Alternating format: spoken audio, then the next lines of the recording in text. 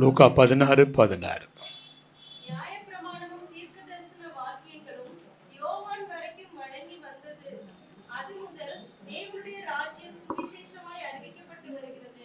யாவரும் பலவந்தமாய் அதில் பிரவேசிக்கிறார்கள். பரிசுத்தமுள்ள நல்ல பிதாவே, உம்முடைய வார்த்தைக்காக ஸ்தோத்திரம். கர்த்தாவே, நீர் எங்களோடு பேசுங்க. இந்த சத்தத்திற்கு நாங்கள் செவி கொடுக்க எங்களுடைய இருதயத்தின் மனக்கண்களை கர்த்தாவை திறந்து விடுங்க.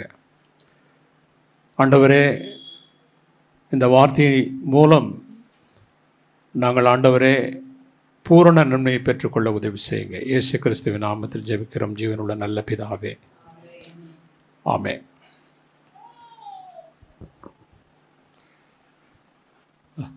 லாஸ் ஏஞ்சல்ஸ்ன்ற ஒரு பட்டணத்தில் ஒரு பெரிய ஃபயர் நடந்தது. அதெல்லாம் பார்த்துருப்பீங்க நீங்கள். அமெரிக்காவில் கலிஃபோர்னியா ஸ்டேட்டு தான் வந்து உலகத்திலே மிகப்பெரிய பணக்கார ஸ்டேட்டு. உலகத்திலே மிகப்பெரிய பணக்காரங்க அங்கே வாழ்கிறாங்க. அதில் குறிப்பாக லாஸ் ஏஞ்சல்ஸ் வந்து சினிமாக்காரங்க இருக்கிற ஒரு மிகப்பெரிய ஊர். 60 லட்சம் கோடி நஷ்டம்னு சொல்கிறாங்க. 60 லட்சம் கோடி. அதை பார்க்குறப்ப ரொம்ப வேதனையாக இருந்தது. ஆனால் அதில் ஒரு சீன் பார்த்து எனக்கு ரொம்ப கவலைப்பட்டேன் நான். அது என்னென்னா, ஒரு அம்மாவும் அப்பாவும் தப்பிச்சிட்டாங்க. பையன் வந்து இறந்து போயிட்டார். ஒரு பூனைக்குட்டி ஒன்று வெளியே வரலை. ஃபயர் நடக்குது. அங்கே ஃபயர்மேன்லாம் வந்து இங்கே நிற்கக்கூடாது போங்கன்றாங்க. தான் பையன் இறந்து போயிட்டு கண்ணீர் விட்டு அவங்க அந்த பூனைக்குட்டியை காப்பாற்றுறதுக்காக நின்னாங்க. ஏன்னா அந்த பூனை வந்து வெளியில் வரல. இவங்க வெளியில் ஓடியாட்டாங்க. பையன் இறந்து போனார். இந்த நிகழ்ச்சியை பார்த்தப்ப எனக்கு வந்து தேவனுடைய வருகையில் இப்படி நடக்க போகுதுன்றதை என் கண்ணில், என் விசுவாசத்தில் நான் பார்க்குறேன். எப்படி நடக்க போகுதுன்னா, ஒரு வீட்டில் ஆண்டவர் சொன்னார், ஒருவர் ஏற்றுக்கொள்ளப்படுவாங்க, ஒருவர் கைவிடப்படுவாங்க. ஒருவேளை வந்து பரலோக ராஜ்யத்தில் அங்கே மகிழ்ச்சி, சந்தோஷம், சமாதானம், அங்கே கண்ணீர் இல்லை, வேதனை இல்லை. ஆனால் எனக்கு ஒன்று நிச்சயமாக புரியல. நம்ம சொந்தங்களை விட்டுட்டு நம்ம பரலோக ராஜ்யம் போயிட்டா, தன் பிள்ளையை விட்டுட்டு, தன் மனைவியை விட்டுட்டு, தன் கணவனை விட்டுட்டு ஒருத்தங்க பரலோக ராஜ்யம் போயிட்டாங்கன்னா அவங்க எங்கே அங்கே மகிழ்ச்சியாக இருக்க முடியுமான்ற ஒரு கேள்விக்கு எனக்கு பதிலே தெரியல எனக்கு. ஆனால் வசனம் சொல்லுது, அங்கே கண்ணீரும் இல்லை, வேதனையும் இல்லை. நான் ஏன் இதை சொல்கிறேன்னு கேட்டிங்கன்னா, லாசரு பரலோக ராஜ்யத்துக்கு போன பிறகு அவர் குடும்பத்தை குறித்து கவலைப்படுறார். அவருடைய சகோதரர்களை குறித்து கவலைப்படுறார். ஐஸ்வர்யவான் வந்து நரகத்தில் இருக்கிறார், பாதாளத்தில் இருக்கிறாரு. லாசரு பரலோக ராஜ்யம் போயிட்டாரு. அந்த பாதாளத்தில் இருக்கிற மனுஷனுக்கு வந்து வேதனை வந்துருச்சு. என்ன வேதனை வந்துருச்சுன்னா, நான் வந்த இடத்துக்கு என் சகோதரர் வந்துடக்கூடாது. அப்போ சொல்கிறப்ப வந்து அவர் சொல்லுவார், என் நாக்கில் கொஞ்சம் தண்ணி எடுத்து முடிஞ்சால் ஒரு 2 சொட்டு ஊற்றுங்க. அவ்வளோ பெரிய ஒரு கொடுமையான இடத்துல இருக்கிறப்ப கூட, சஃபரிங்கில் இருக்கப்பட அவங்க குடும்பத்தை பற்றி தெரியுது. அப்போ சொல்கிறாங்க, இல்லை, ஒருத்தர் உயிர்த்தெழுந்து போனால் அவங்க ரட்சிக்கப்படுவாங்கன்னு.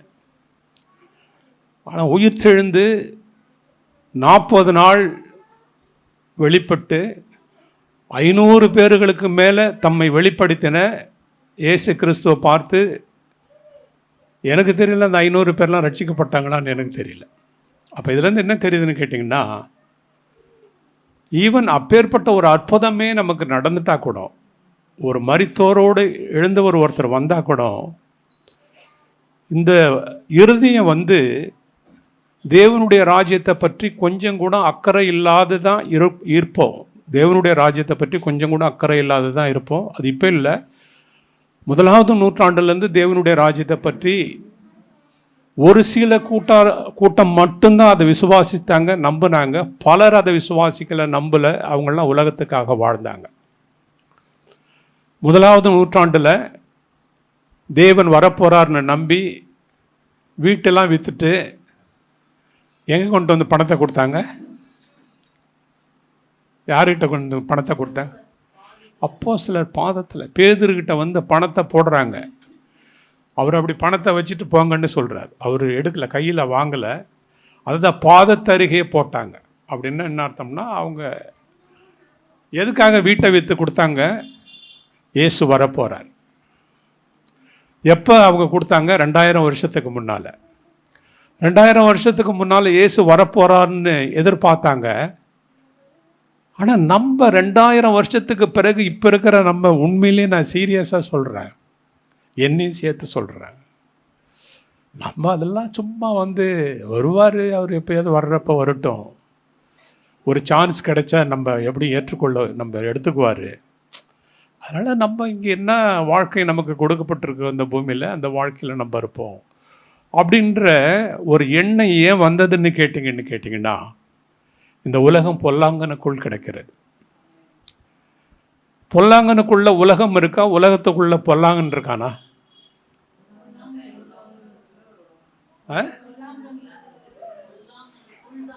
ஆமாம். இப்போ உலகத்தில் உள்ளவங்க எல்லாம் என்னன்னு கேட்டிங்கன்னா வந்து தேவனுடைய சித்தம் நடந்துக்கிட்டு இருக்கு. சாத்தான் இவ்வளோ நாள் இந்த உலகத்தை வந்து ஆட்டி படைக்கணும், அடிமைப்படுத்தணும் அப்படின்றத கர்த்தர் அலோ பண்ணியிருக்கார். கர்த்தர் அலோ பண்ணதுனால இது நடந்துக்கிட்டு இருக்கு. அதனால தான் தேவனுடைய ராஜ்யத்தை பற்றியான பிரசங்கம்லாம் இப்போ யாரும் பண்ணுறதில்ல. அதை பற்றி வந்து அறிவும் பொதுவாக இல்லை. தேவனுடைய ராஜ்யத்தை பற்றி பிரசங்கமும் பண்ணுறதில்ல. அதை பற்றி வந்து சீரியஸாக பேசின ஒரே ஒருத்தர் வந்து கர்த்தராகிய இயேசு கிறிஸ்து தான்.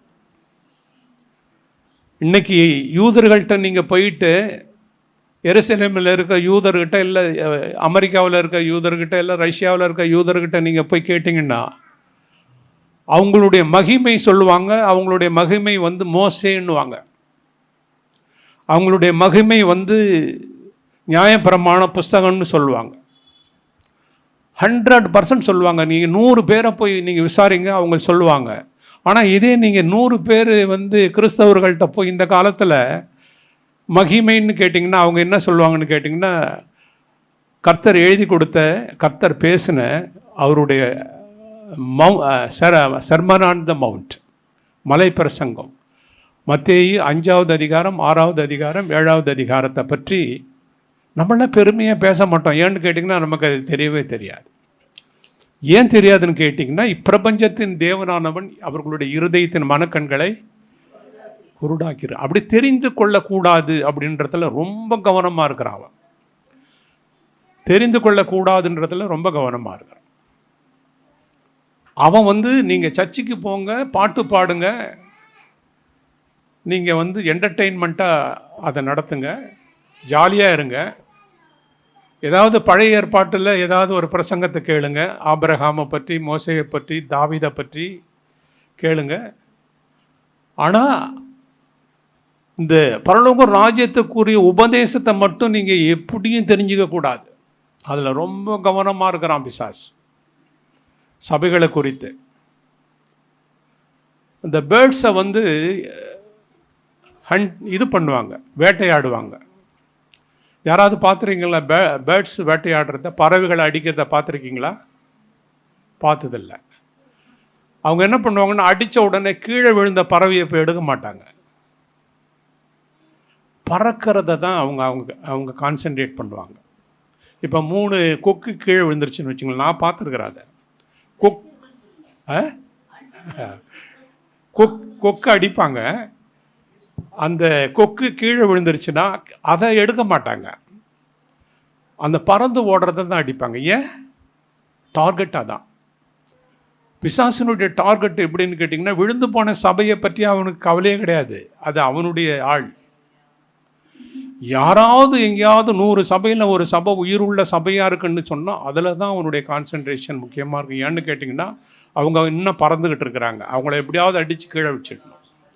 அதனுடைய திட்டமும் தீர்மானமும் இருக்கிறதுனால தான் இந்த புதிய ஏற்பாட்டினுடைய உபதேசம் குறிப்பாக ஏன்னு கேட்டிங்கன்னா இந்த உபதேசத்தில் நம்ம ரட்சிக்கப்பட்டுடுவோம், நம்ம தேவனுடைய ராஜ்யத்துக்கு சுதந்திரமாக மாறிடுவோம். அதனால தான் இந்த கருத்தை அந்த காலத்தில் இல்லை, இந்த காலம் வரைக்கும் இன்னைக்கு எனக்கு தெரிஞ்சு இன்னைக்கு புதிய ஏற்பாட்டினுடைய உபதேசம் தேவனுடைய வருகையை பற்றிய உபதேசம்லாம் குறைஞ்சிக்கிட்டே வருது. எனக்கு தெரியல, நான் பார்க்குறதில்ல, நான் யூடியூப்லாம் பார்க்குறதில்ல, எனக்கு தெரியாது. அந்த மாதிரி ஏதாவது பிரசங்கம் வருதான்னு எனக்கு தெரியாது. காரணம் என்னன்னு கேட்டிங்கன்னா சீரியஸ்னஸை அப்படியே லேசாக குறைச்சிடணும்.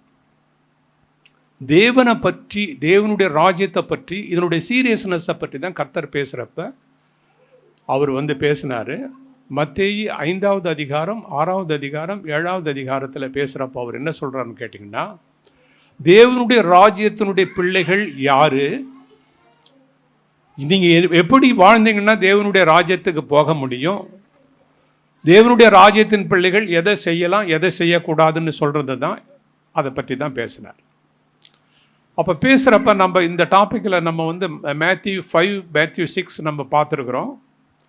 இன்றைக்கி நம்ம பார்க்குறப்ப மேத்யூ 7 நம்ம பார்க்கல, நம்ம அதை தான் நம்ம இன்றைக்கி பார்க்க போகிறோம்.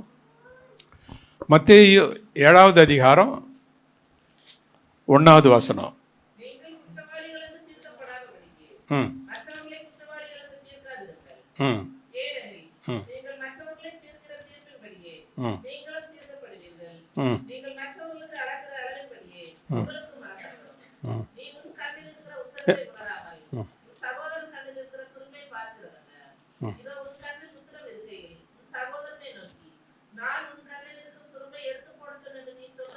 இதை நிறுத்தலாம், நம்ம அடுத்தது அதை கண்டினியூ பண்ணி படிப்போம்.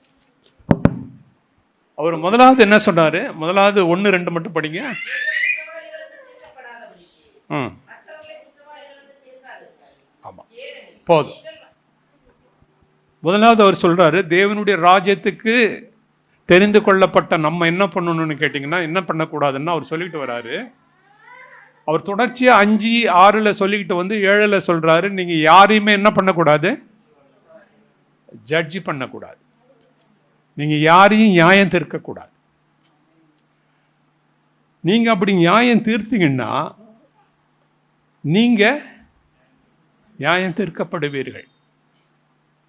நீ எந்த படியினால் அளக்கிறாயோ அதே படியினால் உங்களுக்கு திரும்ப அளக்கப்படும். இப்போ ஏன் நம்ம இந்த ஒரு மற்றவங்களை பற்றி நம்ம ஜட்ஜ் பண்ணுறோம் இல்லையா, அவர் செஞ்சது தப்பு, அவர் செஞ்சது சரி, இதை இவங்க செஞ்சாங்க, அதை செஞ்சாங்கன்னு சொல்லி மற்றவங்களை நம்ம பற்றி பேசுகிறோம் இல்லைங்களா? ஏன் பேசுகிறோம்? எதற்காக நம்ம மற்றவங்களை பற்றி பேசுகிறோம்? ஏன் மற்றவங்களை பற்றி என்ன ரீசன்? அது ஒரு ரீசன் இருந்தால் தான் நம்ம பேசுவோம், இல்லாட்டினா நம்ம பேச மாட்டோம்.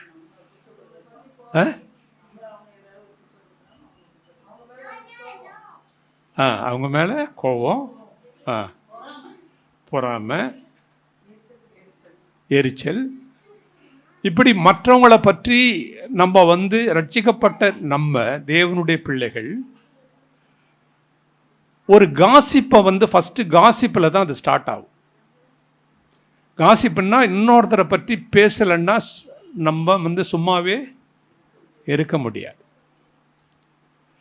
அதாவது லேசாக அவங்க ஆரம்பித்தாங்கன்னா நம்ம என்ன பண்ணிவிடுவோம், லீடு கொடுத்து கம்ப்ளீட்டு இன்ஃபர்மேஷனை கறக்கிற வரைக்கும் நம்ம சும்மா இருக்க மாட்டோம். இந்த ஆட்டிடியூட் காசிப்பில் உண்டாக்குற ஆட்டிடியூடு தான்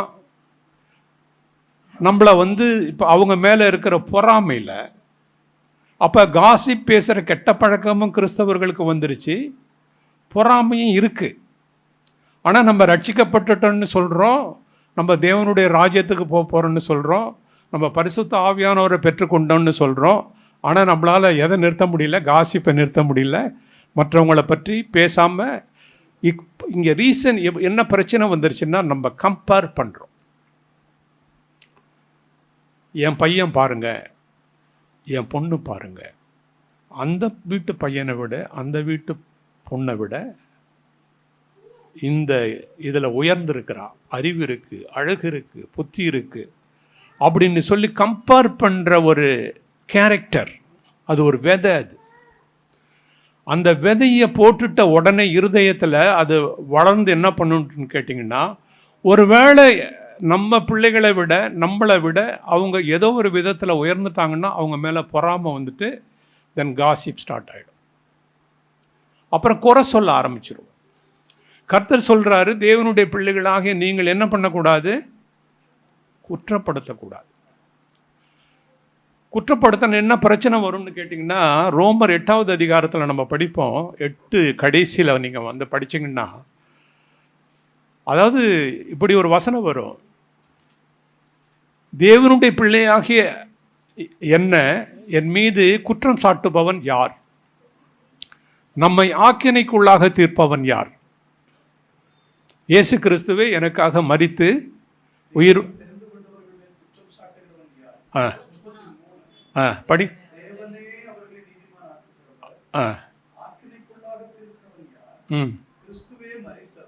ஆமாம்.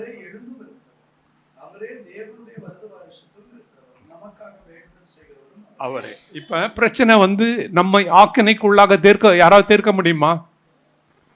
இந்த வசனத்தின்படி தேவனுடைய பிள்ளைகள் யாராவது ஆக்கினைன்னா கண்டம் பண்றது, நம்மளை குற்றப்படுத்துறது. கண்டம் அப்படின்னா நம்மளை குற்றப்படுத்துறது. ஏன்னா நம்ம ஆக்கினைன்னு நம்ம படிக்க மாட்டோம், குற்றம்னா தெரியும் நம்மளை கண்டம் பண்றது. இங்க வசன வாக்குத்தத்தம் சொல்லுது, தேவனுடைய பிள்ளைகளை யாரும் குற்றம் சாட்டவே முடியாது. அப்படிதானே இருக்கு? ஆமா, குற்றம் சாட்டுகிறவன். ஆமா, அப்படின்னா என்னை யாரு, நான் தேவனுடைய பிள்ளை, என்னை யாரு குற்றப்படுத்த முடியும்? என்னை யாரு ஆக்கினைக்கு உள்ளாக தீர்க்க முடியும்? இப்போ நம்ம வந்து இந்த வசனத்தை படிச்சுட்டு ரொம்ப டெஃபினட்டாக இருக்கிறோம், நம்மளை யாரும் ஆக்கினைக்குள்ளாக, ஆனால் ஆக்கினைக்குள்ளாக தீர்க்கிறதுக்கு ஒரு சான்ஸ் இருக்கு. ஒருத்தர் வந்து உங்களை ஆக்கினைக்குள்ளாக தீர்க்க முடியும். அது யாருன்னு கேட்டிங்கன்னா நீங்களே தான். ரோமர் 2வது அதிகாரம் 1-2 வசனத்தை படிங்க.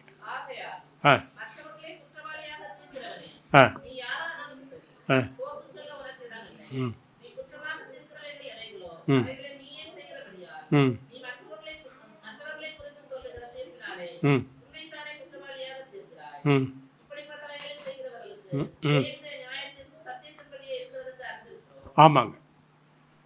இப்ப நான் வந்து தேவன் என்ன ஆக்கினை தீர்ப்புக்குள்ள கொண்டுட்டு வரல. இப்போ உலகத்து ஜனங்கள் பாவம் செஞ்சு செஞ்சு செஞ்சு ஆக்கினை தீர்ப்பா அவங்களுக்கு ஆக்கினையை அவங்க சேமித்து கொள்றாங்க. தேவனுடைய பிள்ளைகளுக்கு கிருபையும் நம்மளுடைய ஆக்கினை கல்வாரி சிலுவையிலே என்னைக்கு இயேசு கிறிஸ்து ரத்தம் சிந்தினாரோ அன்னைக்கு போயிடுச்சு. ஆனால் நான் என்ன பண்ணுறேன் அப்படின்னு கேட்டிங்கன்னா, மற்றவர்களை குற்றப்படுத்தி நியாயப்படுத்தி நான் இப்போ என்ன பண்ணுறேன், ஆக்கினையை நானே எனக்குள்ள வருவித்து கொள்கிறேன். அப்போ ஆக்கினைக்குள்ளாக வந்து என்ன யாரை தீர்க்க முடியலன்னு ரோமர் 8 சொன்னாலும் ரோமர் 2 படி நான் ஆக்கினைக்கு நானே காரணமாக இருந்து எனக்கு நானே ஆக்கினையை குவித்து கொள்கிறேன். எனக்கு நானே ஆக்கினையை குவித்து கொள்கிறேன். அப்போ அதனால தான் சொல்லிட்டு நீங்கள் குற்றப்படுத்தக்கூடாது. 2வது குற்றப்படுத்துகிறவங்க என்ன பண்ணுவாங்கன்னு கேட்டிங்கன்னா, அவர் சொல்கிறாரு, அவன் விழுந்தாலும் அவன் எழுந்தாலும் ரோமர் 14 அவன் யாருக்கு உத்தரவாதி? தேவனுக்கே. அவன் அவன் தனியாக கர்த்தர் டீல் பண்ணிக்குவார்.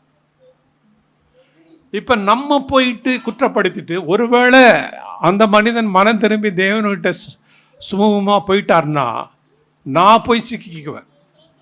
இப்போ நான் என்ன பண்ணிட்டேன், ஜட்ஜ்மெண்ட் பண்ணுறப்ப தேவனுடைய சிங்காசனத்தில் நியாயம் பண்ணுறவர் ஒரே ஒருத்தர் தான், கர்த்தராகிய இயேசு கிறிஸ்து. அவர் தான் கடைசியில் நியாயம் தீர்க்க போகிறார் எல்லாத்தையும். நான் நியாயம் தீர்த்தேன்னா நான் என்ன பண்ணுறேன்னா, இயேசு கிறிஸ்து சீட்டில் அவரை போய் இப்படி தள்ளிட்டு எழுந்திரிச்சு போங்கன்னு சொல்லிட்டு நான் உக்காந்து நான் நியாயப்படுத்துகிறேன், நான் குற்றப்படுத்துகிறேன். ஸோ அதனால் அந்த ஜட்ஜ்மெண்டல் ஸ்பிரிட்னு சொல்லுவாங்க, அந்த ஆவி மட்டும் அது ஒரு பிசாசனுடைய ஆவி. அதனால தான் வந்து நம்ம யாரையும் குற்றப்படுத்த கூடாது. யார் குற்றப்படுத்த மாட்டாங்கன்னு கேட்டிங்கன்னா, ஆண்டவர் சொல்லிக் கொடுப்பாரு. மத்தேயு 5வது அதிகாரம் 3வது வசனத்தில், ஆவியில் எளிமை உள்ளவர்கள் பாக்கியவான்கள், பரலோக ராஜ்யம் அவர்களுடையது. ஆவியில் எளிமை உள்ளவர்கள்னா எப்படின்னு கேட்டிங்கன்னா, நமக்கு நிறைய புரியாது அது.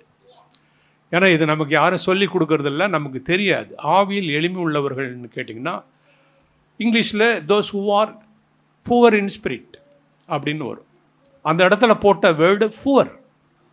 எளிமை இல்லை, ஏழ்மை. ஆக்சுவலி அதை கரெக்டாக டிரான்ஸ்லேஷன் அப்படி தான் பண்ணியிருக்கணும். ஏழை. ஏழை எப்படின்னு கேட்டிங்கன்னா, 10 மணிக்கு 5 மணி 6 மணிக்கு உங்கள் வீட்டுக்கு கதவு தட்டுவார். கதவு திறந்தீங்கன்னா அப்போ ஒரு தட்டு வச்சுக்கிட்டு இருப்பார், பிச்சை எடுக்கிறாரு. அவருக்கு ஒரு 50 ரூபா போடுறீங்க, அவர் எடுத்துகிட்டு போயிடுவார். அடுத்த நாள் காலையில் வந்து தட்டுவார். கதவை திறந்து பார்த்தீங்கன்னா நிற்பார். என்னங்க நேற்று 50 ரூபா கொடுத்தல? நேற்று சாப்பிட்டேங்க, அது இன்னைக்கு எனக்கு வேணும். அது மாதிரி ஆவியில் எளிமை உள்ளவர்கள்னா என்னன்னு எப்படி டெஃபனேஷன் வருதுன்னு கேட்டிங்கன்னா, அதுக்கு எப்படி இன்டர்பிரிட்டேஷன் கொடுக்குறாங்க பைபிள் ஸ்காலர்ஸ்ன்னு கேட்டிங்கன்னா, டெய்லி போய் இயேசு கிறிஸ்துவனுடைய கதவை தட்டணும். ஆண்டவரே, நேற்று நான் தப்பிச்சிட்டேன் கிருபையில், இன்றைக்கி எனக்கு கிருபை கொடுக்கலன்னா இன்றைக்கி நான் காலி ஆகிடுவேன். எனக்கு இன்றைக்கி நீங்கள் கொடுக்கணும். அப்புறம் நாளைக்கு காலையில் காலை தோறும் கிருபை புதிதாக, அப்போ நாளைக்கு போய் நான் தேடணும். அப்படின்னா இந்த ஸ்டேஜில் இருக்கிற ஒரு மனுஷன், ஒரு டெய்லி பிச்சை எடுக்கிற ஒரு மனுஷன் ட்ரம்ப்பை பற்றி பேசிக்கிட்டு இருப்பானா என்ன? அவர் வந்து எந்த வீட்டுக்கு போனால் இன்றைக்கி சாப்பாடு கிடைக்குதோ சாப்பாடு கிடைக்கலையோ, இந்த இன்னும் 10 வீட்டுக்கு போனால் கிடைக்குமா, அவரு எண்ணம் அங்கே தான் இருக்கும். அவர் ட்ரம்ப் வந்து பதவி ஏற்க போகிறாரு, என்ன செய்வார், என்ன பாலிசி கொண்டுட்டு வருவார், இந்த கவர்மெண்ட் என்ன செய்ய போகுது, அவருக்கு அதெல்லாம் தெரியாது. ஆவியில் எளிமை உள்ளவர்களுக்கு இயேசு கிறிஸ்துவை குறித்தும் இயேசு கிறிஸ்துவனுடைய ராஜ்யத்தை குறித்தும் மட்டும் தவிர வேற ஒன்றுமே தெரியாது. அந்த மாதிரியான ஜனங்க மட்டும்தான் ஆவியில் எளிமை உள்ளவர்கள். அவங்களுக்கு வந்து நீங்கள் என்ன பண்ணுறீங்க, என்ன செஞ்சீங்க, நீங்கள் யார், நீங்கள் எந்த ஊரில் இருக்கீங்க, நீங்கள் எவ்வளோ பேங்க் பேலன்ஸ் வச்சுருக்கீங்க, எங்கெங்கே நிலம் வச்சுருக்கீங்க, வீடு வச்சுருக்கீங்க, அதை பற்றி பவுலே சொல்லுவார். I have decided not to know anything in flesh. இயேசு கிறிஸ்துவையும் அவருடைய சிலுவையை பற்றியும் அல்லாமல் வேறொன்றையும் நான் அறிந்து கொள்ள I have decided not to know, எனக்கு அவசியமே இல்லை. அப்போ தேவனுடைய ராஜ்யத்தினுடைய பிள்ளைகள் வந்து, ஆண்டவரே இன்னைக்கு நீங்கள் வந்துட்டீங்கன்னா நான் எடுத்துக்கொள்ளப்படுவேனா, என் பிள்ளைகள் எடுத்துக்கொள்ளப்படுவாங்களா, என் குடும்பம் எடுத்துக்கொள்ளப்படுமா, இல்லை நாங்கள் கைவிடப்பட்டுருவோமா அப்படின்ற கவலையும் ஏக்கமும் தேவன்கிட்ட வேண்டுதலும் இருக்கிற ஜனங்கள் மாத்திரம்தான் இன்னொருத்தங்களே குறை சொல்ல மாட்டாங்க. இப்போ நான் வந்து இதெல்லாம் நான் பண்ணி கற்றுக்கிட்டு உங்களுக்கு சொல்லித்தரேன். எக்ஸ்பீரியன்ஸில் நான் எல்லாரையும் குறை சொல்லி குறை கண்டுபிடிச்சி பேசுகிற ஆள். நான் எக்ஸ்பீரியன்ஸில் கண்டுபிடிச்சி நான் சொல்கிறேன் இதை. ஏன்னு கேட்டிங்கன்னா, இப்போ அந்த ஜட்ஜ்மெண்டல் ஸ்பிரிட் வர்றப்ப எங்கள் வீட்டில் நாங்கள் யாரையாவது குறித்து பேசினா 2 வார்த்தை ஸ்டார்ட் பண்ண உடனே 3வது நான் சொல்லுவேன், வேணாம் நம்ம கர்த்தரை பற்றி பேசலாம். நம்ம பேசுகிறதுக்கு அறிந்து கொள்கிறதுக்கு நிறைய விஷயம் இருக்குது. நம்ம எதுக்கு அவங்கள பற்றி நம்ம போய் பேசணும், தேவையில்லாத. உங்களால் முடிஞ்சால் வந்து என்ன பண்ணுங்க, அவங்களுக்காக ஜெபம் பண்ணுங்க. நம்ம ஏன்னு கேட்டிங்கன்னா, நீங்கள் ஏதாவது ஒன்றை பேசிட்டு போவீங்க, அந்த ஆள் திரும்பி பேச மாட்டார். நீங்கள் யாருக்காவது ஒருத்தருக்கு துரோகம் பண்ணீங்க, அந்த ஆள் உங்களுக்கு துரோகம் பண்ண மாட்டார். ஆனால் எழுதி வச்சிங்க, கண்டிப்பாக உங்களுக்கு விரோதமாக வேற ஒரு ஆள் பேசுவார், வேற ஒரு ஆள் ஏமாற்றுவார். நீங்கள் ஒருத்தர்கிட்ட போய் சொல்லி ஏமாற்றிங்கன்னா உங்களை கண்டிப்பாக ஒருத்தர் போய் சொல்லி ஏமாற்றிடுவாங்க. அதுலேருந்து நீங்கள், இது வந்து நேச்சர் ஆஃப் லா கிடையாது, இது கர்த்தருடைய லா. நீ என்னத்தை விதைக்கிறாயோ அறுப்ப. நாங்கள் கோதுமை போட்டுட்டு நாங்கள் போய் 10 மாதம் கழித்து நாங்கள் நெல் கிடைக்கணும்னா நெல் இருக்காது, அங்கே கோதுமை தான் விளைஞ்சிருக்கும். நீங்கள் என்னத்தை விதைக்கிறீங்களோ அதை அறுவடை செய்வீங்க. அதனால் ஜட்ஜ் பண்ணாதீங்க. கர்த்தர் சொல்கிறாரு, அதாவது தேவனுடைய ராஜ்யத்தினுடைய பிள்ளைகள் என்ன பண்ணக்கூடாது, மற்றவர்களை தீர்க்கக்கூடாது. நம்ம ஒருவேளை நமக்கு தெரியாமல் நம்ம பேசியிருந்தோம்னா இப்போ ஒன்றும் கெட்டு போல, நம்ம தேவன்கிட்ட மன்னிப்பு கேட்கணும். முடிஞ்சால் அவங்கள்ட்டையே மன்னிப்பு கேட்கணும். நேராக அவங்க இருந்தாங்கன்னா, உயிரோடு இருந்தாங்கன்னா அவங்கள்ட்ட நம்ம மன்னிப்பு கேட்டுட்டு நம்ம விட்டுட்டோம்னு சொன்னீங்கன்னா நம்ம தேவனுடைய ராஜ்யத்தினுடைய பிள்ளையை அங்கே ஸ்டார்ட் பண்ணிடுறோம். அல்லேலூயா. அடுத்த வசனத்தை படிங்க. மாயக்காரனே, ம் மத்தேயு 7:5. ம் முன்பு உன் கண்ணில் இருக்கிற உத்திரத்தை எடுத்துப் போடு, ம் பின்பு உன் சகோதரன் கண்ணில் இருக்கிற துரும்பை எடுத்துப் போட வகை பார்ப்பார். ம் பரிசுத்தமானதை நாய்களுக்கு கொடாதேயுங்கள், ம் உங்கள் முத்துக்களை பன்றிகள் முன் போடாதேயுங்கள். ஆமாம், போதும். அவர் என்ன சொல்கிறாரு, நீங்கள் வந்து முதல்ல வந்து நீங்கள் ஒன்று பார்க்கணும். என்ன பார்க்கணுன்னு கேட்டீங்கன்னா, கண்ணாடி எடுத்து உங்கள் கண்ணை பாருங்கள். அப்படின்னா என்ன சொல்கிறாருன்னா, உன்கிட்ட எவ்வளோ பிரச்சனை இருக்குப்பா, நீ அதெல்லாம் விட்டுட்டு இன்னொருத்தன் பிரச்சனையை வந்து நீ ரொம்ப ஜாலியாக பேசிகிட்டு இருக்கிற. முதலாவது நீ உன்னை சரி பண்ணிக்கோ. உன் கண்ணில் பெருசாக இருக்க உத்தரம், அதை எடுத்து போட நீ வகைப்பார். ஒருவேளை உன்னால் எடுத்து போட முடிஞ்சதுன்னா நீ மற்றவங்க கண்ணில் இருக்கிற துரும்பை எடுத்து போடுறதுக்கு ட்ரை பண்ணு, வகைப்பார் அப்படின்னு சொன்னால், நீங்கள் முதல்ல உங்களை பாருங்க, நீங்கள் மற்றவங்களை பார்க்காதீங்க. உங்கள்கிட்ட இருக்கிற குறைய பாருங்க.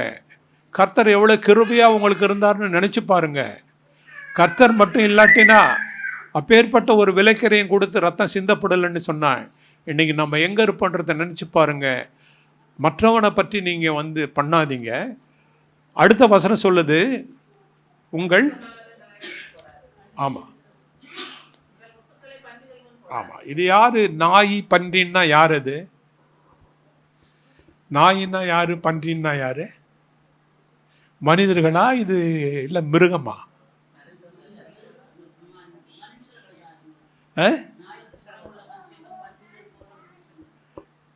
அப்படின்னா என்ன என்ன என்ன குணாதிசயம் அது? ஆமாம், பேதுரு தான் எழுதுவார் அதை.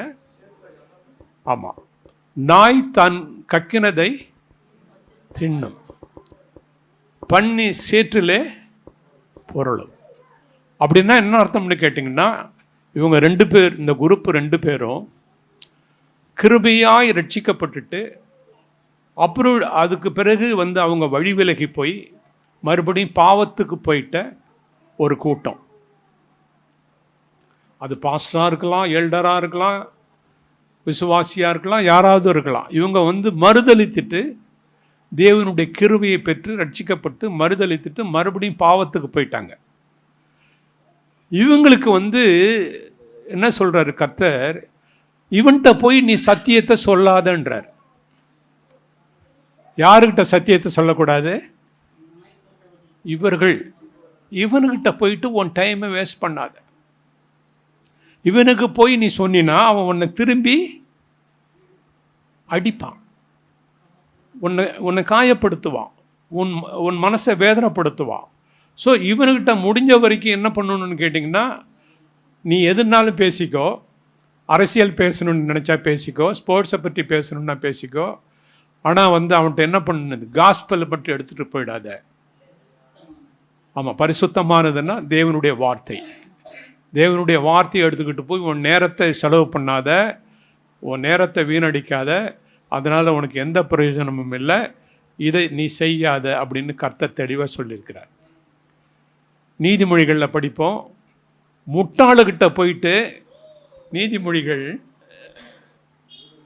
9:8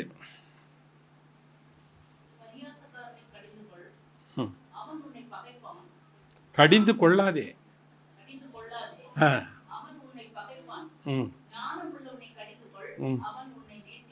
ஆமாம், பரியாசக்காரன்ட்ட போயிட்டு,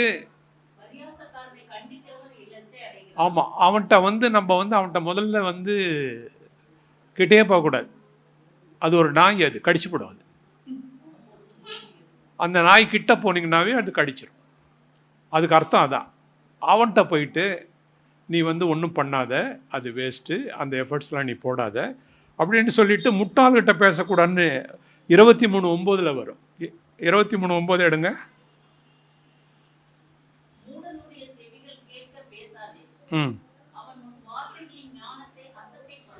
ஆமாம், இந்த வேலையை நம்ம வந்து என்றைக்கும் செஞ்சிடக்கூடாது.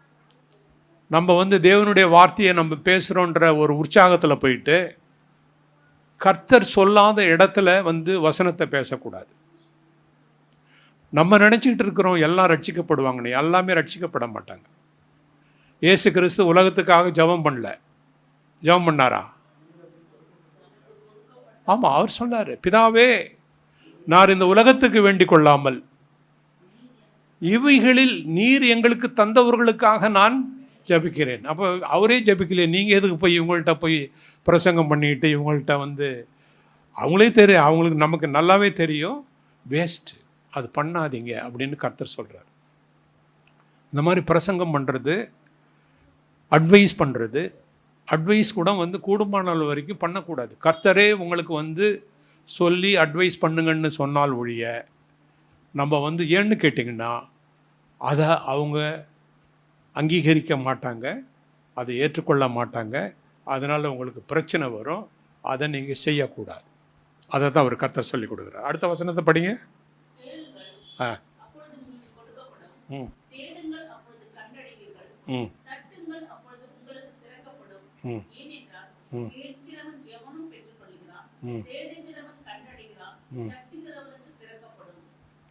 ஆமாம், இது பிரேயரை பற்றி கர்த்தர் சொல்லிட்டாரு. கேளுங்கள் கொடுக்கப்படும். நம்ம தேவனுக்கு தான் தெரியுமே, என்னுடைய தேவையெல்லாம் தெரியுமே, நான் எதுக்கு கேட்கணும் அப்படின்றது ஒரு கேள்வி வரும். நான் எதுக்கு கேட்கணும், நான் என்ன கேட்கணும்? இப்போ இதை எப்படின்னு கேட்டிங்கன்னா, ஒரு குழந்தை பிறந்துடுச்சு, அந்த குழந்தை பேச மாட்டேன்னு வச்சுங்களேன், அந்த பெற்றோர்களுக்கு எவ்வளோ பெரிய ஒரு வேதனை இருக்குன்னு நீ நினச்சி பாருங்க. அந்த குழந்தை பேசலை, 10 வயசு ஆயிடுச்சு, அது பேச மாட்டேன்து. பிதாவாகிய தேவனுக்கு எப்படின்னு கேட்டிங்கன்னா, யார் அவர்கிட்ட போயிட்டு கேட்குறாங்களோ அவங்கள ரொம்ப பிடிக்கும். அவருக்கு ரொம்ப பிடிக்கிறது என்னன்னு கேட்டிங்கன்னா, அவர்கிட்ட போய் கேட்கணும். அப்போ அந்த வசனத்தில் நம்ம படிப்போம், அது படிங்க அந்த வசனத்தை.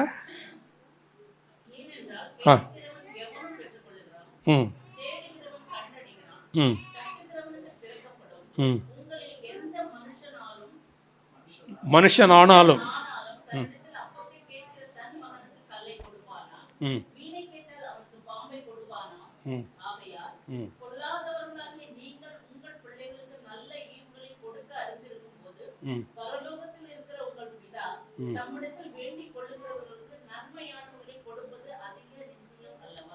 போதும்.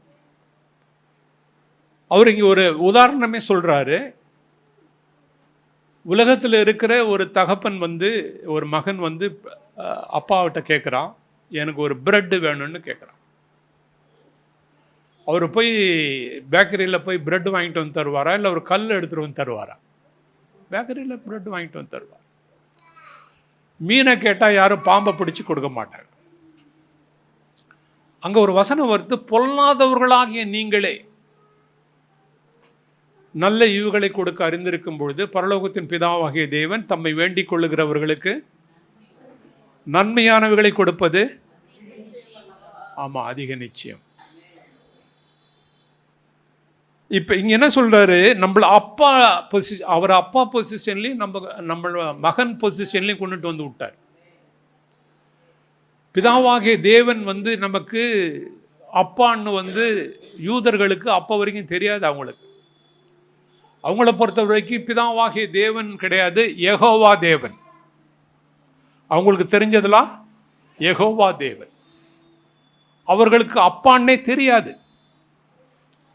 அவங்களுக்கு எப்போ அப்பான்னு தெரியுதுன்னு கேட்டிங்கன்னா, இயேசு கிறிஸ்து உயிரோடு எழுந்துட்டு அவர் வெளிப்படும் பொழுது யார் அங்கே போய் நின்னா? மகதலேனா மரியாள் நிற்கிறாங்க. அந்த அம்மா நிற்கிறப்ப அவர் சொல்லுவார், என்னை தொடாத, நான் இன்னும் பிதாவிட்ட போல, நான் உயிர் தெழுந்ததை நீங்கள் போய் நான் என்னுடைய பிதாவுக்கும் உங்களுடைய பிதாவுக்கும் போகிறேன் என்று நீங்கள் என்ன பண்ணுங்க, அவர்களுக்கு போய் சொல்லுங்க. யாருக்கு சொல்லணும்? சீசர்களிடத்தில் சொல்லுங்க. அவர் சொல்றாரு, என்னுடைய பிதா உங்களுடைய பிதா.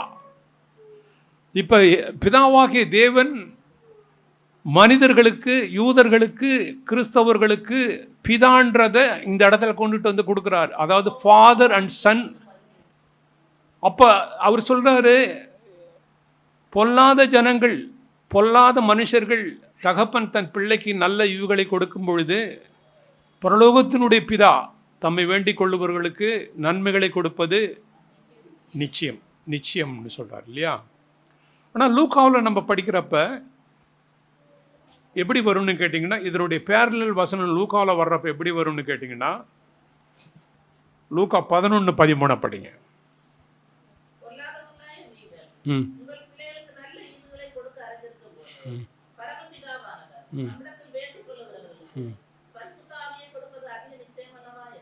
ஆமாம், மத்தேயு எழுதுறாரு அதிக நன்மைகளை கொடுப்பது நிச்சயம்னு சொல்றாரு. லூக்கா எழுதுறாரு பரிசுத்த ஆவியானவரை கொடுப்பது நிச்சயம். எது கரெக்டு? ரெண்டும் கரெக்டு. ஆக்சுவலி என்னன்னு கேட்டிங்கன்னா, பரிசுத்த ஆவியானவர் உங்களுக்கு வந்துட்டாருன்னா எல்லா நன்மைகளும் வந்துடும். அது மேத்யூ அவர் சரியாக சொல்லலை, லூக்கா அதை கரெக்டாக சொல்லிட்டார். காரணம் என்னன்னு கேட்டிங்கன்னா, முதல்ல போய் கேட்கணும். சரி, கேட்டால் கிடைக்குமா அப்படின்னா கிடைக்காது. கேளுங்கள்னு சொல்லியிருக்கேன், நான் கேட்குறேன்னு எனக்கு கிடைக்கலையன்ற ஒரு கொஸ்டின் வரும். ஏன் எனக்கு கிடைக்கல? நான் கேட்குறேன்னா எனக்கு கிடைக்கலையா? அப்படி கிடைக்கல ஏன்னு கேட்டிங்கன்னா, அதுக்கு பதில் ஜேம்ஸ் சொல்கிறாரு. ஜேம்ஸ் 2வது அதிகாரம் எடுத்தது. யாக்கோபு 4:3 படிங்க.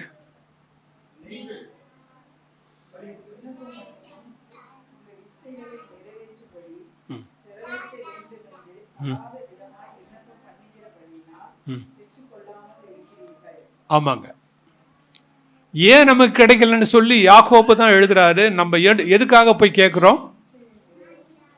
ஆமாம், நம்ம எதை கேட்கணுமோ அதை கேட்கல, எதை கேட்கக்கூடாதோ அதை கேட்குறோம். எதை கேட்கக்கூடாதோ அது கேட்டால் கர்த்தர் கொடுக்க மாட்டார். தேவனுடைய பிள்ளைகளுக்கு கொடுக்க மாட்டார். கரெக்டா? அப்போ மற்றவங்களுக்கு கொடுப்பாரா அப்படின்னா, மற்றவங்களுக்கும் தேவனுக்கும் சம்மந்தமே இல்லை. தேவனுடைய பிள்ளைகளுக்கு அவருக்கு தான் சம்மந்தம் இருக்குது. நம்ம போய் கேட்டால் அவருக்கு சித்தமாக இருந்தால் நமக்கு கொடுப்பாரு, அவருக்கு சித்தமாக இல்லாட்டினா நமக்கு கொடுக்க மாட்டார். காரணம் என்னன்னு கேட்டிங்கன்னா, ராங் மோட்டிவ்ஸில் போய் ப்ரேயர் பண்ணிடுறோம். சரி, அப்போ நான் நல்லது அவருடைய சித்தத்தின்படி நான் கேட்குறேன், எனக்கு கிடைக்கலன்னா நீங்கள் கேட்டுக்கிட்டே இருக்கணும். அவர் கேட்டுக்கிட்டே இருக்கணும். அவ்வளோ ஈஸி கிடையாது. அந்த நேரம் வர்ற வரைக்கும் கேட்டுக்கிட்டு இருக்கணும். அடுத்த அப்பாயிண்டட் டைம். ஒவ்வொன்றுக்கும் பிதாவாகிய தேவன்கிட்ட ஒரு டைரி இருக்குது. அந்த டைரியில் எல்லாமே எழுதி, உலக தோற்றத்திற்கு முன்னால் எழுதி, உங்கள் வாழ்க்கையில் என்னென்ன நாளில் என்னென்ன நடக்கணும்னு அங்கே எழுதி வச்சிருக்கிறார். இந்த நாளில் நான் கொடுப்பேன்னு இருந்ததுன்னா அந்த நாள் அந்த டைமில் தான் வருமே தவிர, அதுக்கு முன்னால் 10 நிமிஷத்துக்கு முன்னாலேயும் வராது, அதுக்கு பிறகு 1 மணி நேரத்துக்கு பின்னாலேயும் வராது. இதை தெரிந்து கொள்ளலன்னு நம்ம தெரியாதனால தான் அவர் என்ன சொன்னார், நீங்கள் கேட்டுக்கிட்டே இருங்க அப்படின்னு சொல்லிட்டார். தட்டுங்கன்றாரு. எவ்வளோ கான்ஃபிடென்ட்டாக நமக்கு சொல்கிறாரு பாருங்க, தட்டுங்க. அப்படின்னா என்னன்னா, முதல்ல தட்டின உடனே திறக்கப்படாது, தட்டிக்கிட்டே இருக்கணும். அது தட்டிக்கிட்டே இருக்கணுன்றதுக்கு கர்த்தர் ஒவ்வொரு வசனத்தை ஒவ்வொரு இடத்துல எழுதுகிறப்ப அதனுடைய அர்த்தம் ஆக்சுவலி நமக்கு புரியாது. அதை டீப்பாக அதுக்கு உள்ளே போனோம்னா நமக்கு புரியும். இயேசு கிறிஸ்து அவர் குருடனை தொட்டால் சுகம் அடைஞ்சிருவாங்க, செவிடன் தொட்டார்னா அவர் காது கேட்கும், குஷ்டரோகியை தொட்டார்னா சுகம் அடைஞ்சிருவாங்க, முடவன் தொட்டுட்டார்னா நடந்து போவார், மரித்தோரை எழுப்பணும்னு இருந்ததுன்னா, நல்லா கவனிங்க, எழுப்பணும்னு பரிசுத்த ஆவியானவர் சொன்னால் மாத்திரம்தான் எழுப்புவார், மற்ற யாரையும் அவர் எழுப்ப மாட்டார். இப்படி கர்த்தர் எல்லாவற்றையுமே செஞ்சார். ஆனால் ஒரு காரியத்தில் கர்த்தர் ஜெபம் பண்ணி நடக்கலை. அது எந்த காரியம்னு யாருக்காவது தெரியுமா? இயேசு கிறிஸ்து ஜெபம் பண்ணி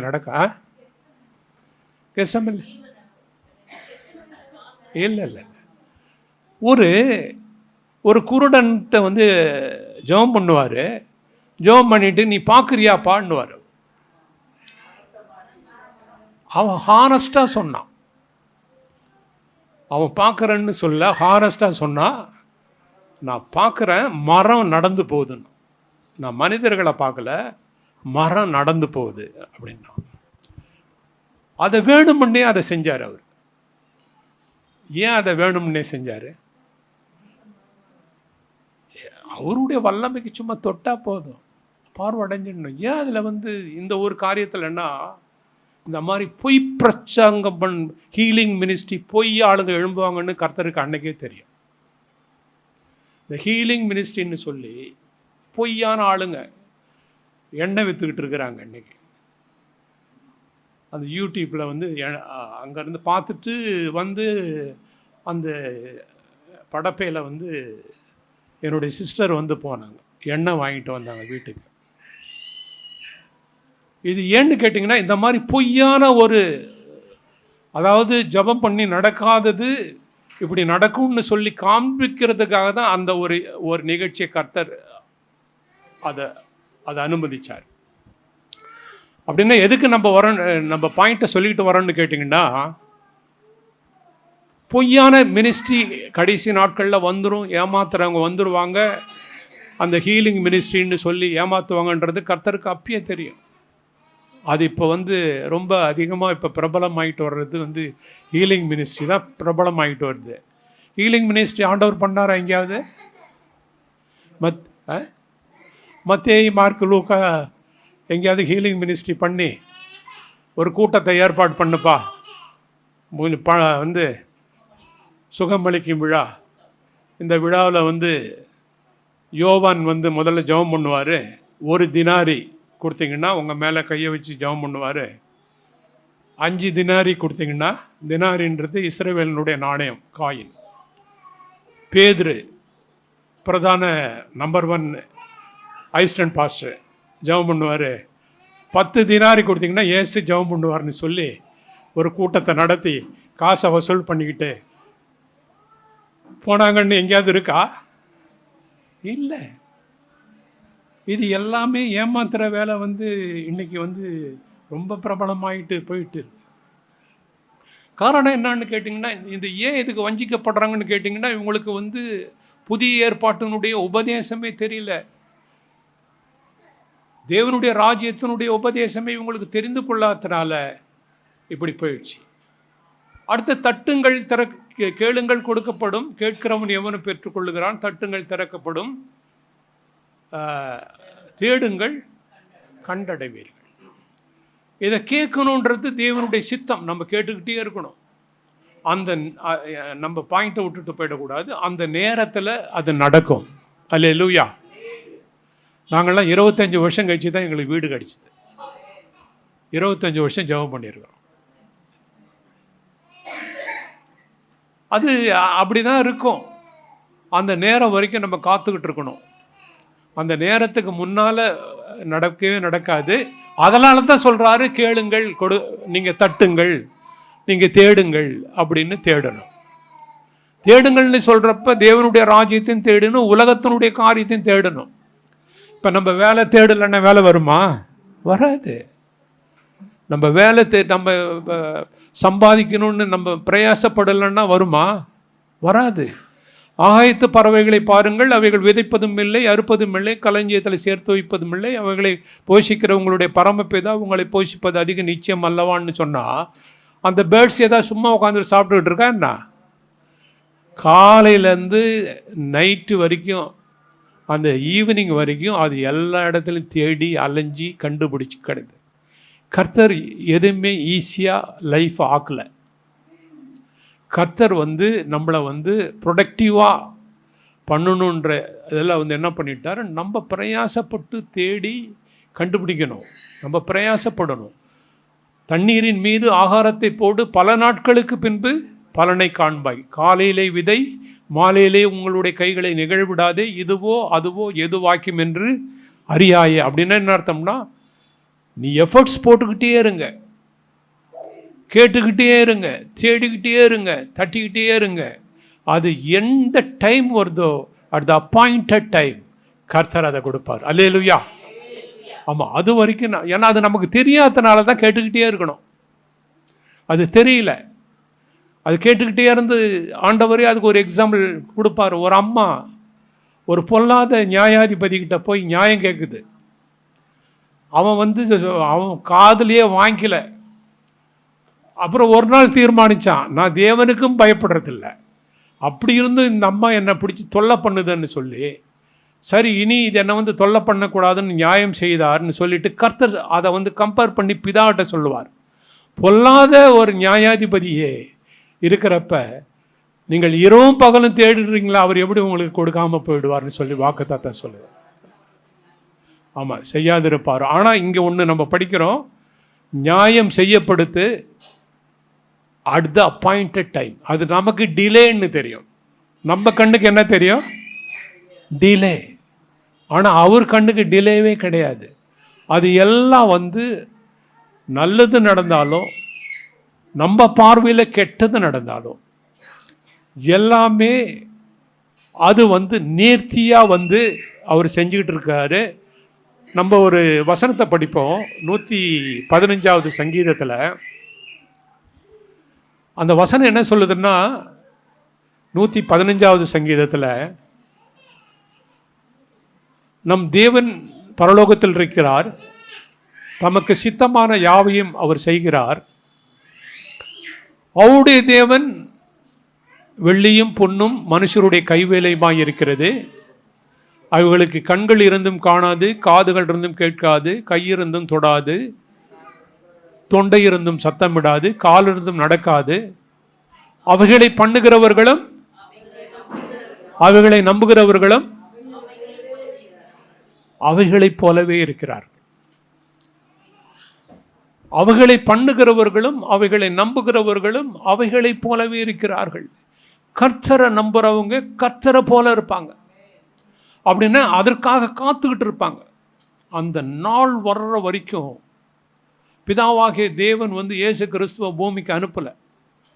அந்த நாள் வந்த பிறகு அவர் வராரு, ஒரு மனிதனாக வராரு. அந்த நாட்கள் ரொம்ப முக்கியம். அது நமக்கு தெரியாதனால நம்ம என்ன பண்ணணும், கண்டினியூஸாக கேட்கணும், கண்டினியூஸாக தட்டணும்.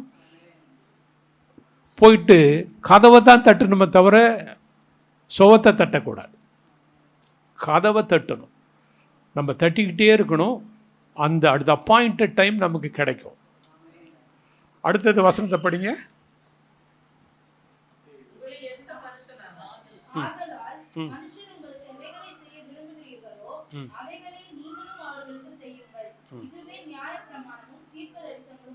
ஆமாம், மனுஷன் எனக்கு என்ன செய்யணும், நன்மை செய்யணும், என்னை பற்றி நல்லா பேசணும்னு நான் விரும்பினேன்னா நான் என்ன பண்ணணும், அவர்களை பற்றி நான் நல்லா பேசணும்.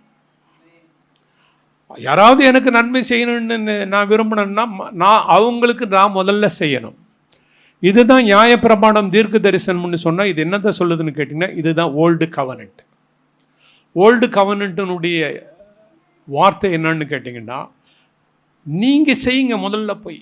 நீங்கள் நல்லவர்களாக இருந்தீங்கன்னா உங்களுக்கு அவங்க என்ன பண்ணுவாங்க, நல்லவர்களாக இருப்பாங்க. நம்ம நல்லவர்களாக இல்லாட்டின்னு சொன்னால் அவங்க நல்லவர்களாக நமக்கு இருக்க மாட்டாங்க. அதில் ஒன்றும் சந்தேகமெல்லாம் வேணவே வேணாம். நம்ம நல்லவர்களாக இருந்தோம்னா கர்த்தர் நமக்கு என்ன பண்ணுவார், நன்மைகளை செய்வார். ஸோ நல்லவர்களாக இருக்க நம்ம பழகணும். தீர்க்க தரிசனம், நியாயப்பிரமாணம் நம்ம அதுதான் நமக்கு சொல்லிக் கொடுக்குது. ரொம்ப முக்கியமாக இந்த இடத்துல கவனிங்க, இடுக்கமான வாசல் வழியாய் உட்பிரவேசியுங்கள். ம் ம் ம் ம்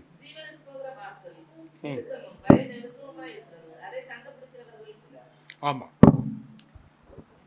இப்போ 2 வாசலை நம்ம பார்க்குறோம், 2 வழியை நம்ம பார்க்குறோம். தேவனுடைய ராஜ்யத்துக்கு போகிற வழி எப்படி இருக்கு, இடுக்கமுள்ளதாக இருக்கு. அதன் வழி எதனுடைய வழி, கேட்டுக்கு போகிற வழி விசாலோ இடுக்கமாக இருக்கு. இல்லை, 2 டோர், 2 பாத்துவே. 2 படிங்க, அதை 2. இடுக்கமான வாசல் வழியாய் பிரவேசியுங்கள். ம் கேட்டுக்கு போகிற வாசல் விரிவும் ம் வழி விசாலமுமாய் இருக்கிறது. ஆமாம். ஜீவன் அடுத்து. ஜீவனுக்கு போகிற வாசல் இடுக்கமும் ம் வழி நெருக்கமுமாய் இருக்கிறது. ம் அதை கண்டுபிடிக்கிறவர்கள் ஆமாம், அதை கண்டே பிடிக்க முடியாதுன்னு இருக்க. இப்போ இதில் என்னன்னு கேட்டிங்கன்னா, எப்படி இதை தான் ஆண்டவர் சொன்னார். அவன் வந்து கேட்டான், ஆண்டவரே எல்லாரும் பரலோக ராஜ்யம் போவாங்களான்னு கேட்டான். அவன்கிட்ட சொன்னார், இல்லைப்பா, சிலர் பேர் தான் போவாங்க, அதை கண்டுபிடிக்கிறதே கஷ்டம். இங்கேயும் அதை தான் சொல்கிறாரு, அதை கண்டுபிடிக்கிறதே கஷ்டம். ஏன் கண்டுபிடிக்கிறது கஷ்டம்னா, ஏன் அதை கண்டுபிடிக்கிறது கஷ்டம்னு எதுக்கு சொல்லியிருக்குன்னா, விசாலமான வாசல் வழியாக போகிறத பற்றி தான் பேசிக்கிட்டு இருப்பாங்க. ஒரு 100 சர்ச் இருக்குன்னா 99 சர்ச்சில் ரொம்ப ஈஸி லைஃப், மெட்டீரியல் பிளெஸ்ஸிங்ஸ், இந்த உலகத்துக்குரிய வாழ்க்கை, என்னுடைய வசதி, ஆசீர்வாதம், அதை பற்றி தான் பேசிக்கிட்டு இருப்பாங்க. அந்த ஒரு சபை ஒன்று பேசிகிட்டு இருக்கும், உபத்திரம், பாடு, நிந்தை, அவமானம், சிலுவையை சகிக்கணும், உபத்திரத்தின் மத்தியில் நம்ம தேவனுடைய ராஜ்யத்துக்கு போகணும்னு ஒரு சபை பேசிகிட்டு இருக்கோம். அந்த ஒரு சபையை கண்டுபிடிக்கிறது கஷ்டம்னு சொல்கிறாரு. புரியுதா உங்களுக்கு? புரியலையா? அவர் என்ன சொல்கிறாருன்னா, ஒரு 100 சபையில் எங்கேயாவது ஒரு சபையில் அதை பற்றி பிரசங்கம் பண்ணுற சபையை கண்டுபிடிக்கிறது கஷ்டம். ஏன்னு கேட்டிங்கன்னா, விசாலமான வழியில் ஜனங்க போவாங்க. காலை சர்வீஸில் 10,000 பேர் வருவாங்க, செகண்ட் சர்வீஸில் 15,000 பேர் வருவாங்க, ஈவினிங் சர்வீஸில் 20,000 பேர் வருவாங்க. அவங்களாம் தேவனுடைய ராஜ்யத்துக்கு அவங்களுக்கு வழி தெரியல. அவங்களுக்கு வந்து ஒரு வழி இருக்குது, அந்த வழியில் போகிறது ரொம்ப கஷ்டம் அப்படின்றது அவங்களுக்கு தெரியாதனால அநேகர் என்ன பண்ணிடுவாங்கன்னு கேட்டிங்கன்னா, அனதர் ஜீசஸ், இன்னைக்கு அனதர் ஜீசஸ் வந்து பிரசங்கம் பண்ணுறாங்க. பவுல் சொல்லுவார், நாங்கள் பிரசங்கிக்காத இயேசுவை, நாங்கள் சொல்லாத சுவிசேஷத்தை, நாங்கள் கொள்ளாத வேற ஒரு ஆவியை இன்னொருத்தர் பிரசங்கித்து நீங்கள் அதன்படி பெற்றுக்கொள்ளுவீங்கன்னு என்ன அர்த்தம்னு கேட்டிங்கன்னா, there is another Jesus. அந்த ஜீசஸ் கொரிந்தியரில் வரும், 2 கொரிந்தியரில் வரும். அது 11:4 படிங்க. எப்படியெனில் ம் உங்களிடத்தில் வருகிறவன் ம் நாங்கள் பிரசங்கியாத வேறொரு இயேசுவை பிரசங்கித்தானால், ம் அல்லது நீங்கள் பெற்றிராத வேறொரு ஆவியையும் ம் நீங்கள் ஏற்றுக்கொள்ளாத வேறொரு சுவிசேஷத்தையும் பெற்றீர்களானால் நன்றாய் சகித்திருப்பீர்களே. ம் ஆமாம். இப்போ நம்ம பார்த்தோம், இடுக்கமான வாசல் வழியாய் உட்பிரவேசிங்கள், கேட்டுக்கு போகிற வாசல் விசாலமும் அதன் வழியாக பிரவேசிக்கிற அநேகர், ஜீவனுக்கு போகிற வாசல் இடுக்கமும் வழி நெருக்கமாக இருக்கிறது சிலர். அடுத்த வசனத்தை ரொம்ப முக்கியமாக கவனிக்கணும். கள்ள தீர்க்கதரிசிகளுக்கு எச்சரிக்கையாயிருங்கள், அவர்கள் ஆட்டுத்தோலை போட்டுக்கொண்டு உங்களிடத்தில் வருவார்கள், உள்ளத்திலோ அவர்கள் பட்சிக்கிற ஓநாய்கள். இந்த அனதர் கிரைஸ்ட்னா எப்படின்னு கேட்டிங்கன்னா, நல்ல கவனிங்க. அனதர் கிரைஸ்டை பற்றி தெரிஞ்சுக்கலன்னு சொன்னால் நம்ம சிக்கிக்குவோம் அவங்கள்ட்ட. சாத்தான் எப்படி பண்ணுவான்னு கேட்டிங்கன்னா, அவன் ரொம்ப ரொம்ப தந்திரமானவன். அவன் என்ன பண்ணுவான்னு கேட்டிங்கன்னா, எப்படி வந்து ஒரு பாஸ்டரை கொண்டுட்டு வருவான்னு உங்களுக்கு கற்பனை பண்ணி நான் சொல்கிறேன். அவர் சொல்லியிருக்கு, 2 கொரிந்தியரில் நம்ம படிப்போம், சாத்தான் ஒளியின் தூதனுடைய வேஷத்தை தரித்து கொண்டிருக்கிறான். 11. அது எப்படின்னு கேட்டிங்கன்னா, எப்படி வருவாங்கன்னு கேட்டிங்கன்னா, எப்படி மினிஸ்ட்ரி வரும்னு நான் சொல்கிறேன் பாருங்கள். எனக்கு பரிசுத்த ஆவியானவர் சொல்லி கொடுத்ததை நான் சொல்கிறேன், எனக்கு ஆண்டவர் சொல்லி கொடுத்தது. நான் இந்த கேள்வியை கேட்ட, ஆண்டவர் எப்படி வருவாங்க? அப்போ ஆண்டவர் சொல்லி கொடுத்ததை நான் எக்ஸ்பிளைன் பண்ணுறேன். எப்படி வருவாருங்கிட்ட, ரொம்ப ஸ்மார்ட்டாக இருப்பாங்க ஆளுங்க, ரொம்ப ஹேண்ட்ஸம்மாக இருப்பாங்க. ஒரு 30 வயசு 35 வயசில் பார்த்தீங்கன்னா ஒரு சினிமா ஆக்டர் மாதிரி இருப்பாங்க. ஆக்சுவலி வந்து விழுந்து போன மனிதர்களுக்கு, சரீரத்தில் இருக்கிறவங்களுக்கு இந்த அட்ராக்ஷன்றது ரொம்ப ரொம்ப பவர்ஃபுல்லாக வேலை செய்யும். அவங்க அவர் பிரசங்கம் பண்ணுவார், நல்லா பாடுவார், அவருக்கு நல்ல டேலண்ட் இருக்கும், பாடுற டேலண்ட் இருக்கும், ஒரு நல்ல ட்ரூப்ஸ் வச்சுருப்பாங்க. உடனே ஒரு கூட்டம், பெரிய கூட்டம் அவங்க பின்னால் போயிடும்.